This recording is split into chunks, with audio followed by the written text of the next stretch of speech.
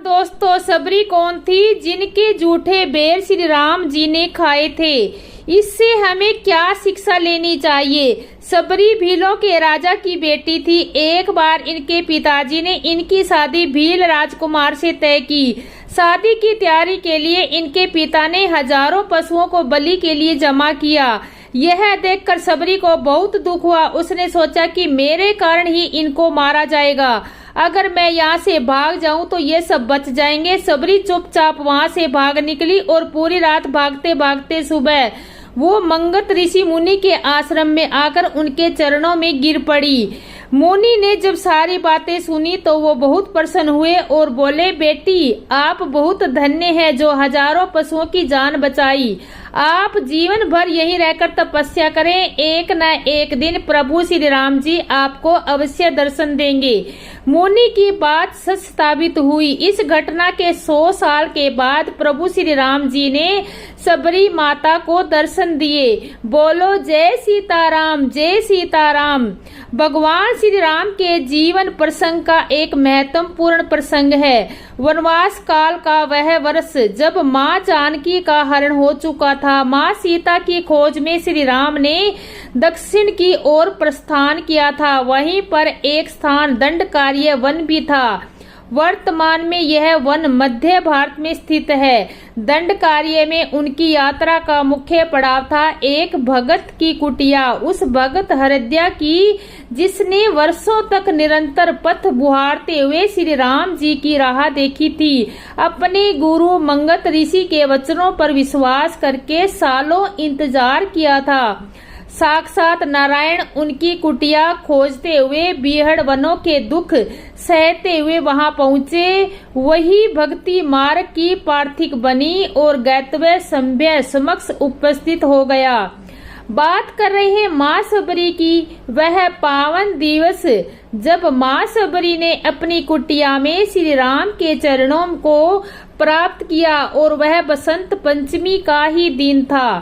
आज भी दंडकार्य के वनवासी उस शिला को पूजते हैं जिस पर बैठकर प्रभु श्री राम ने बड़े चाव से भिलनी सबरी के जूठे बेरों को खाया था। श्रेता में भगत का अपने प्रभु से मिलन का दिवस है, वह बसंत पंचमी। बसंत पंचमी के दिन ही भगवान श्री राम ने नवधा भक्ति पाकर माँ सबरी मुक्त हो गई थी। सबरी ने अपने झूठे बेर श्री राम जी को ही क्यों खिलाए थे?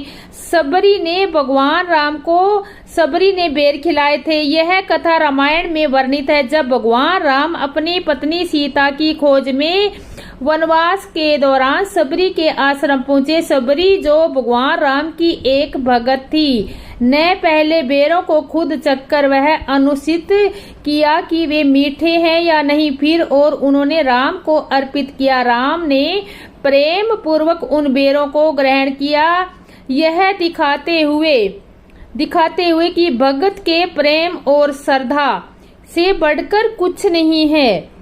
इस प्रेम से अपने निष्पर होता है, तत्पर वह आस्तिक की मांग करने लगता है। माँ जब तक आशुक स्नेह हो, दूध ठंडा हो जाता है, वह अपने शिशु को दूध नहीं पिलाती। बात यदि खाने की हो तो वह मुंह में फूंक फूंक कर जब तक खाना शिशु के खाने लायक नहीं होता, जब तक वह नहीं खिलाती। वह पहले समय चखती है, तत्पश्चात शिशु को खिलाती है। यही नियम है कि जैसा कि हम जानते हैं कि बेर मीठे, कड़वे और खट्टे भी होते हैं। सबरी प्रेम के वशीभूत थी। वह नहीं चाहती थी कि राम खट्टे बेर का सेवन करे। संभवत इसलिए वह पहले समय बेर का स्वाद चखती और तुरंत भगवान राम को जो मीठा होता था वो दे देती। सीताफल या शरीफा शरद और ऋतु में मिलने वाला एक गुणकारी फल है। कहा जाता है कि वनवास के समय यह फल सीता माता ने भगवान श्री राम को भेंट किया था, जिसकी वजह से इस फल का नाम सीताफल हुआ। इसे शरीफा भी कहा जाता है। और आगे, हमने अपने मित्र को दुखी दुखी देखा तो उन्हें समझाया कि एक असफलता जीवन में अवसरों का अंत नहीं होता, पर हमेशा की तरह सामने वाले को भी समझदार शांत किया जाता है। शिव बोले, व्यक्ति की फल के प्रति आस्तिक की व्यवस्था का कारण है। और एक राजकुमारी थी। ऋषि बोले कि जन्म में तो यूं नहीं मिल सकती कि तुम, क्योंकि अभी राम को पाने की योग्यता नहीं आई। राजकुमारी ने कहा, तो फिर क्या करना होगा राम को पाने के लिए? ऋषि ने कहा, तुम्हें वे सारी चीजें त्यागनी होगी जो तुमने दृश्यां उत्पन्न कर सकती है, जो इस जन्म में इस देह में तुम्हारे लिए संभव प्रतीत नहीं होता। राजकुमारी ने कहा, मैं सब कुछ त्याग करने को तैयार हूँ। फिर ऋषि ने आशीर्वाद दिया, जाओ तो हे राम मिलेंगे। वही राजकुमारी अगले जन्म में सबरी हुई, जिसके पैदा होते ही उसके माता पिता चल बसे। वह उन्हें प्रेम से वंचित हो गई। जिधर जाती लोग यही कहते कि ये तो पैदा होते ही माँ बाप को खा गई, पर उसने कभी राम को दोष नहीं दिया। वह अत्यंत क्रूर थी। चेहरे से भौतिक संसार के लोग प्रथम दृष्टया व्यक्ति का आजकल चेहरे से ही करते हैं, और उसका क्रूर कहकर मजाक उड़ाया गया, और विवाह भी नहीं हो सका। किंतु उसका राम के प्रति स्नेह कम नहीं हुआ। उसे राम ही चाहिए थे कि न कि इस संसार में। वह गरीबी भीलनी गरीब थी, उसके पास धन भी नहीं था, पर उसे राम चाहिए थे, न कि धन। किंतु उसकी इस चेष्टा का परिणाम तो उसे मंगत जैसे मुनि गुरु के रूप में मिले। उन्होंने प्रयाग करते समय सबरी को एक आश्रम दिया और बोले कि यही निवास करके राम तुझको मिलने आएंगे यहाँ पर। सबरी ने पूछा, गुरुदेव राम आ भी गए तो मैं उसे कैसे पहचानूंगी कि श्री राम ही आए हैं और कोई नहीं? मंगत ऋषि ने कहा, यहाँ पर सबसे पहले कोई आएगा तो वो राम ही आएंगे, उससे पहले कोई भी नहीं आएगा। वो ऋषियों के जागने के पूर्व उनके पूजन की और भोजन की सामग्री उन तक पहुँचा देती। उन्हें भान भी नहीं रहता किसने किया। वह हमेशा राम में ही ध्यान लगाए रहती थी। वह अपनी कुटिया को रोज बुहारती, रास्तों को साफ करती, सजाती, कुटिया को रास्तों पर फूल डालती। आज मेरे राम इसी रास्ते से आएंगे, मुझे दर्शन देंगे। अगर पत्ता भी खटकता तो उसे लगता मानो राम आ गए हों। वो उठकर दौड़ उठती। उसने अपनी समस्त इंद्रियों और विषय को बस राम में लगा दिया। वह नित मीठे फल चुनकर लाती। राम आएंगे तो उन्हें खिलाऊंगी क्या? उसके लिए राम खाना, राम पीना, राम ही नींद और राम ही बिछौना हो गए। उसने हमेशा राम ही शरण थे। और एक दिन वास्तव में वह किशोर सुषमा सदन श्याम गौर सुख धाम अंग अंग पर 12 कोटि सतकाम पधार गए उनकी कुटिया पर। उन्होंने सबरी को अपनी प्रगति प्रदान की, मुनि दुर्लभ अपना लोक प्रदान किया, और यहाँ तक कि उसके जूठे बेर भी जानते हुए खाए। किसी चेष्टा पर भी राम के प्रति उनकी इतना कहकर शिव शांत हो गए। मैंने पूछा, हे नीलकंठ, इसका अर्थ क्या हुआ? इसकी गूढ़ता को समझना मुझ मनबत्ती बुद्धि के बाहर का विषय है। शिव ने हंसते हुए कहा, तो सुनो मनमती, इस कथा में सबरी तुम जैसे मानवों के प्रतिनिधि है, और राम जिसका अर्थ होता है रमनीति, अर्थात जो रमण करता है वही राम है। वो कुछ भी हो सकता है, कोई व्यक्ति, वस्तु, ज्ञान अथवा भगवान। और जब नामुमकिन सी दिखने वाली चीज भी व्यक्ति सबरी की तरह करता है कि प्रत्येक स्थान पर उसे राम ही राम दिखे, प्रत्येक कार्य उसका राम के लिए हो तो उसे अवश्य प्राप्त होती है। सबरी के लिए प्रत्येक दिन एक अवसर होता था राम से मिलने का। वो सारी तैयारियां करके बैठती थी कि आज मोहे राम आएंगे, और पूर्णतः अनासक भाव से उसी खुशी से पुनः दूसरे दिन बिना थके बिना किसी आलस से वह उपक्रम दोहराती। इस प्रकार मानव को एक सफलता अथवा असफलताओं की एक श्रेणी को जाने पर भी निराश नहीं होना चाहिए। उसे माथे के साथ पुनः खड़े होना चाहिए और कुटिया बुहारनी चाहिए और पथ को सजाना चाहिए और फिर इसी आशा के क्रम में जुट जाना चाहिए कि आज मोहे राम मिलेंगे। शिव से इतना सुनकर मुझे लगा सच में जब कोई बोझ नहीं बचा। मैंने उन्हें स्वास्थ्य स्थापित किया और पुनः आ गया वापस अपने घर। सबरी कौन थी? भगवान राम को जूठे बेर खाने के लिए क्यों दिए थे? सबरी गरीब भिलनी थी, उसके पास ना खाने को था ना खिलाने को। जंगल के कंदमूल ही उसके पास थे। श्रद्धा पूर्वक से वो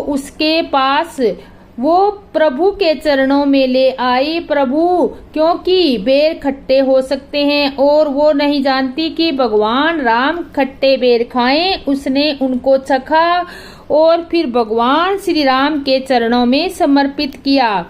सबरी के बेर प्रेम से भरे थे। सबरी ने बेर चेक करती थी कहीं भगवान को कच्चे बेर ना मिल जाएं। भगवान प्रेम भाव के भूखे होते हैं। जूठा गरीब अमीर ये सब इंसानों में होता है। हमारी भारतीय संस्कृति परंपरा में किसी भी व्यक्ति को जूठी वस्तु देने अथवा खिलाने का विधान नहीं है। फिर भी सीधा तपस्वी सबरी ने अपने परम पूज्य अतिथि आराध्य प्रभु श्री राम को जूठे बेर खाने के लिए भला कैसे दे सकती है? विचार अटवी में अटका हुआ मेरा मन प्रसन्न विथा में खड़ा होकर बार बार सोच रहा है, क्या इस प्रसंग के माध्यम से प्रेमी भगत की श्रेष्ठता स्थापित करने का प्रयास किया। सबरी ने वर्षों सब्र रखा। श्री राम से मिलने के लिए कई बार सब्र करना महत्वपूर्ण होता है, पर इसका मतलब प्रयास नहीं करना नहीं है। भगवान श्री राम के परिप्रेक्ष्य थे। उन्होंने राजकुल से उन्हें होने के बाद प्रेम के एक जंगल में रहने वाले के जूठे बेर खाए। यह सरलता की प्रकाष्ठा है। भगवान राम ने सबरी से आशीर्वाद भी लिया, जो भारतीय शिष्टाचार को दिखाता है। बहुत कुछ और भी जो मैं नहीं लिख पा रहा हूँ। इसकी सोच इस शब्द में अलग हो सकती है। बेर खट्टा है या मीठा है या के लिए सबरी ने बेरों को चख कर देखा करती थी। जो बेर मीठा होता था वह उन्हें भगवान राम को के लिए रख दिया करती थी। वे तो बस अपने आराध्य भगवान राम को सबसे अच्छी और मीठी बेर देना चाहती थी। बेर जूठे होने का राम ने भी उसके भगत को दिया हुआ फल निष्कोचक होकर ग्रहण किया। वन में जो होता है कंदमूल और फल यही सेवन करते हैं। आजकल कुछ लोग किसी एक कद को एक मूल फल के नाम से बेच रहे हैं श्री राम के नाम पर, लेकिन कंदमूल फल तीनों अलग अलग होते हैं। जमीन के अंदर कद, जमीन के ऊपर मूल और वृक्षों पर फल होते हैं। ये नियम है मिथ्या। वाल्मीकि द्वारा लिखे गए उपन्यास में सबरी ने जूठे बेर बिल्कुल भी नहीं खाए, यहाँ तक कि कैसे भी बेर नहीं खिलाए। सबरी ने कंदमूल आदि खिलाए थे। श्री राम ने पंचवटी में सबरी के हाथ से बेर का सेवन किया था। सबरी ने भगवान राम के आगमन का इंतजार करते हुए उनके लिए सबसे मीठा और सुगंधित बेर चुनकर प्रदान करा था। क्यों खिलाया था इसका कोई वर्णन वाल्मीकि रामायण में नहीं है। ये सब बाद की क्रियाएं हैं। अगर आप नियमित रूपी से अपने भोजन में रामफल का सेवन करते हैं तो यह आपके स्वास्थ्य से जुड़ी कई समस्याओं को दूर कर सकता है। रामफल स्वादिष्ट होने के साथ साथ औषधीय गुणों से भी भरपूर है। प्रभु श्री राम को किसने जूठे बेर खिलाए थे? खाने को वह फल कौन सा थे? माता सबरी ने दिए और प्रभु राम ने उन्होंने प्रेम को देखते हुए भी खाए थे। प्रभु श्री राम को सबरी माता ने जूठे फल दिए थे, यह बेर फल थे और भगवान श्री राम ने खाए थे। ये तो सबरी का प्रेम प्रकट करने का तरीका था। वो श्री राम को खट्टे बेर नहीं खिलाना चाहती थी, बस यही एक कारण है। प्रेम के कारण प्रभु श्री राम ने सबरी के जूठे बेर खाए और कहा कि ऊंची महिमा प्रेम की, ऊंचा इसका फेर। इसके कारण राम ने खाए जूठे बेर। और आगे जूठे बेर खाए। रामायण में कौन था जिसने 14 वर्ष तक खाना नहीं खाया? लक्ष्मण जी की पत्नी थी उर्मिला, देवी उर्मिला। जब लक्ष्मण जी ने श्री राम के साथ वन जाना तय किया तो उन्होंने निंद्रा देवी की आराधना की। निंद्रा देवी प्रकट हुई तथा वरदान मांगने के लिए कहा तो लक्ष्मण जी ने कहा, देवी मुझे 14 वर्षों तक नींद न आए, ऐसा वर दो। तभी देवी ने कहा कि ठीक है, लेकिन तुम्हारे बदले की किसी को लगातार 14 वर्षों तक सोना पड़ेगा। आधा समय अपने हिस्से का भी और आधा हिस्सा लक्ष्मण जी के, और यह व्यक्ति 14 वर्षों के बाद ही जागृत हो सकता है। तब देवी लक्ष्मी उर्मिला ने लक्ष्मण जी को संबोधित करते हुए कहा कि हे नाथ, जब आप 14 वर्ष यहाँ नहीं होंगे तो मेरा दिल नहीं लगेगा, और यदि मैं अभी से 14 साल के लिए सो जाऊं तो आपके आने पर जागृत होंगी, जिससे मुझे आपके विरह की अग्नि में नहीं जलना पड़ेगा। आपके स्थान पर मैं 14 वर्षों के लिए शयन करने को सजू हूँ। जब से 14 वर्ष तक देवी उर्मिला लगातार शयन कर रही थी तथा लक्ष्मण जी ने ही वनवास से लौटकर उन्हें जगाया। भगवान लक्ष्मण 14 वर्षों तक नहीं सोए थे। वह सदैव प्रभु श्री राम और माता सीता की सेवा लगातार करते थे, इसलिए उन्होंने 14 वर्षों तक निद्रा का त्याग कर दिया था। राम दरबार के चित्र में भी लक्ष्मण को और हनुमान जी को भगवान सिया राम की सेवा में तत्पर रूप में दर्शाए जाते हैं। भगवान लक्ष्मण अनंत शेष के अवतार थे। अनंत शेष के रूप में वे भी सदैव श्री हरि की सेवा करते हैं। भगवान श्री हरि अनंत शेष सया पर भी विराजमान रहते हैं। द्वापर युग में उन्होंने भगवान राम के रूप में अवतार लिया था। उसके बाद उन्होंने कलियुगी में गोरख चंद्र महाप्रभु के साथ नित्यानंद प्रभु के रूप में अवतार लेकर प्रभु का प्रसारण किया था। श्री राम, माता सीता, लक्ष्मण और हनुमान जी। वन में जब राम और सीता अपनी कुटिया में विश्राम कर रहे थे तो लक्ष्मण प्रहरी के रूप में कुटिया के बाहर पहरा देते थे। प्रिय मित्र जो पात्र कुंभकर्ण था, लेकिन ये मनुष्य को सदैव भेद समझने के लिए चित्र तथा दर्शाया जाता है। 14 वर्ष क्या जन्मों तक सोए रहते थे। तार, घंटा, नगाड़ों का भी असर नहीं होता था। मनचाही वस्तुओं को, खुशबू को सुनते ही थोड़ी देर के लिए जाग जाते थे और फिर सो जाते थे। पौराणिक कथाओं के अनुसार माना जाता है कि वनवास के 14 वर्षों के दौरान भाई और भाभी की रक्षा के लिए लक्ष्मण कभी नहीं सोए। इसी कारण उन्हें गुडाकेश कहा जाता है। गुडाकेश का मतलब जो निद्रा का स्वामी। अपनी इसी खासियत की वजह से लक्ष्मण लंका युद्ध में रावण के बड़े पुत्र और बेहद प्रकार की योद्धा और अति बलशाली मेघनाथ का वध करने में असफल रहे। लक्ष्मण जैसे भ्राता प्रेम का कोई उदाहरण तीनों लोक में नहीं मिलता। अपने बड़े भाई श्री राम के प्रति उनके प्रेम के बारे में कई कथाएं हैं। पौराणिक कथाओं के अनुसार माना जाता है कि वनवास के 14 वर्षों के बाद भाई और भाभी की रक्षा के लिए लक्ष्मण कभी नहीं सोए। इसी कारण उन्हें गुडाकेश कहा जाता है। गुडाकेश का मतलब जो निद्रा के स्वामी। अपनी इस खासियत की वजह से लक्ष्मण लंका युद्ध में रावण के बड़े भाई और बेहद पराक्रमी योद्धा और अति बलशाली मेघनाद का वध करने में सफल रहे। लक्ष्मण ने अपने बाण से मेघनाद का सिर धड़ से अलग कर दिया था। मेघनाद को मिला वरदान। कथाओं के अनुसार रावण ने स्वर्ग पर कब्जा जमाने के लिए देवताओं पर आक्रमण कर दिया था। इस युद्ध में मेघनाद ने भी भाग लिया था। मेघनाद ने इंद्र सहित सभी देवताओं को परास्त कर दिया, जिसके बाद उन्हें इंद्रजीत के नाम से पुकारने जाना लगा।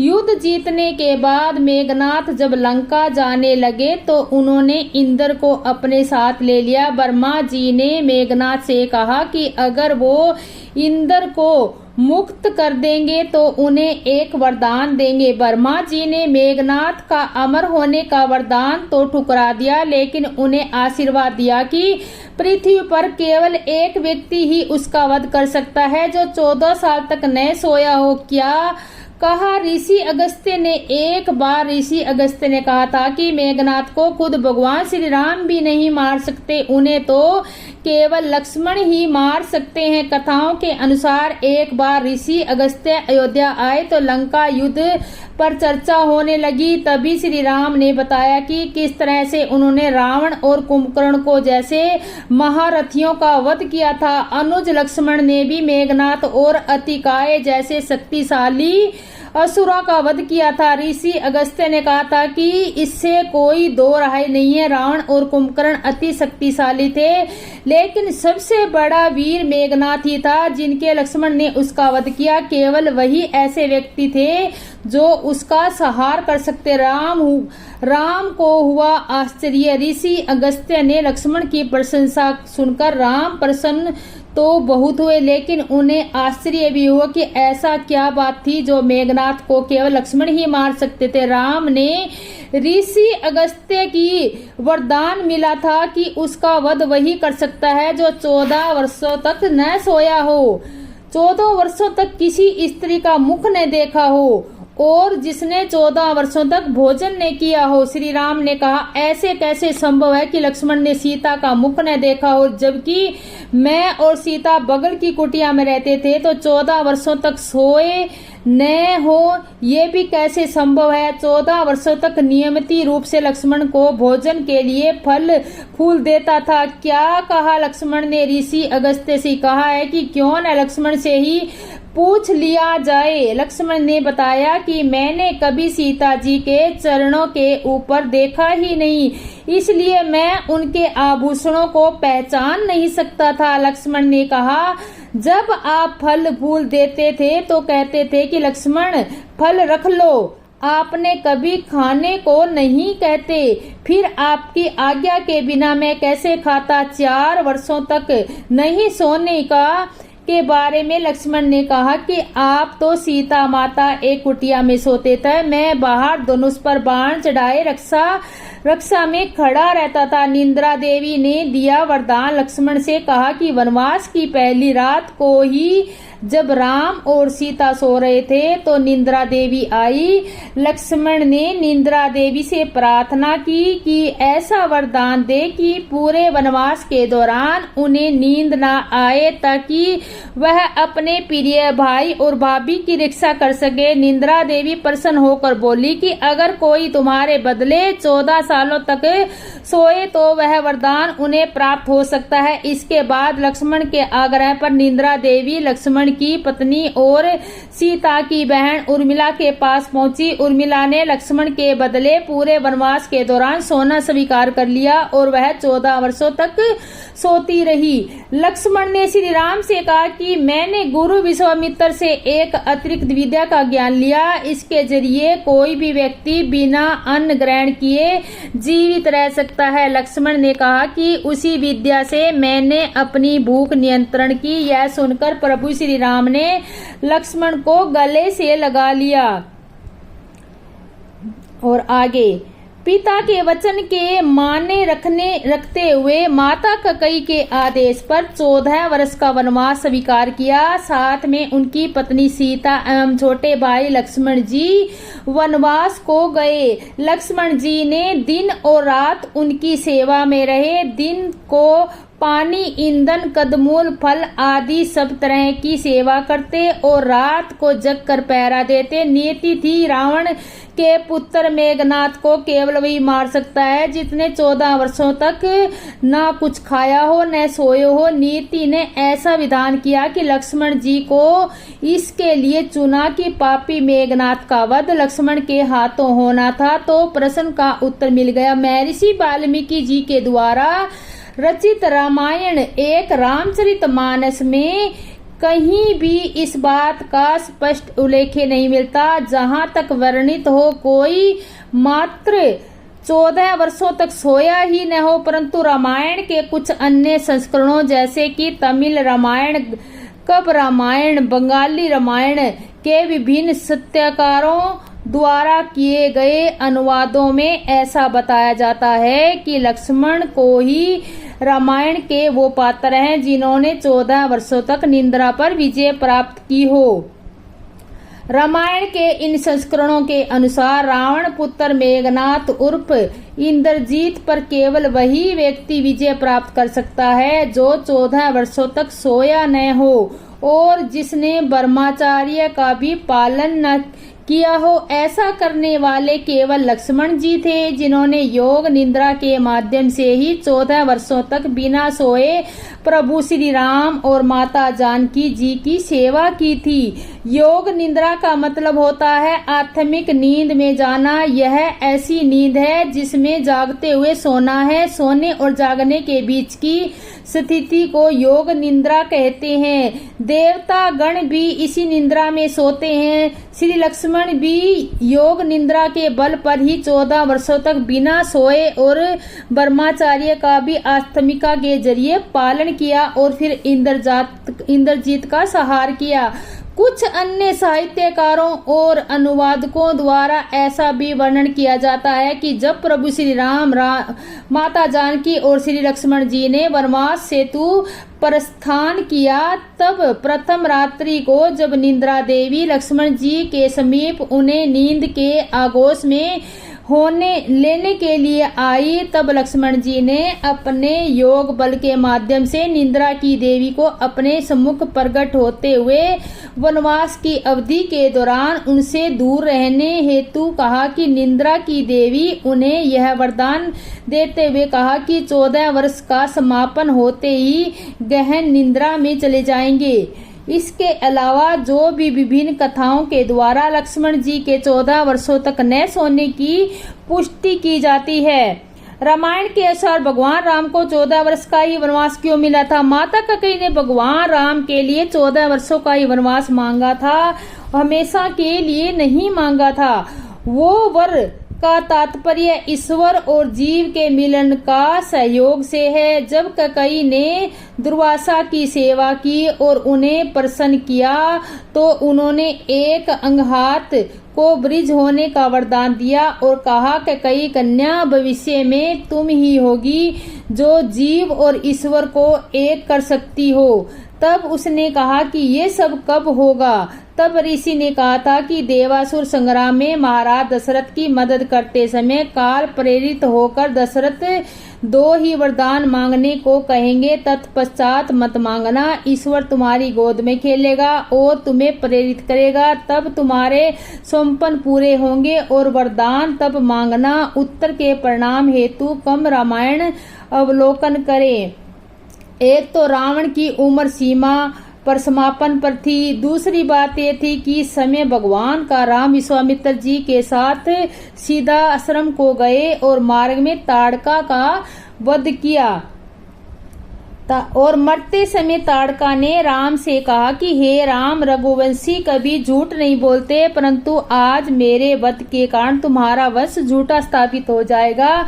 तब प्रभु ने कहा कि क्यों? तो उसने पुरानी कथा सुनाई जो इस प्रकार है। उसने कहा, राक्षस राज रावण को पता चल गया कि कौशल्या के पेट में कौशल्या के पेट में जन्म लेने वाला बालक ही रावण की मृत्यु का कारण होगा, तो उसने कौशल्या और दशरथ का विवाह नहीं होने देने पर से अपहरण करना चाहा। लेकिन तब तक दशरथ जी 4 फेरे ले चुके थे, तो रावण जबरन उन्हें और सुमंत को काठ की पेटी में बंद करके समुद्र में डाल दिया और कौशल्या को सिंगलर द्वीप पर छोड़ दिया, जो कि लंका के समीप में था। उसने सोचा भूख प्यास से मर जाएगी, आखिर मानव ही तो है। पर मुझे ताड़का ने अयोध्या अवध को किसी तरह द्वारा जीती नहीं जा सकती, इस पर राज्य करना चाहा। दशरथ के सुंदर रूप, गुण, युद्ध कौशल पर मोहित होने के कारण भूल से उन्हें काष्ठ पेटिका के निकालकर सिंगल द्वीप पर ले गई। प्रसन्न होकर दशरथ ने मुझसे कुछ मांगने को कहा, तो मैंने उनकी पटरानी बनने की बात कही। महाराज जी वो स्थान किसी को दे चुके हैं, ऐसा कहा कि 14 वर्षों की राजगद्दी ही मांग ली, किंतु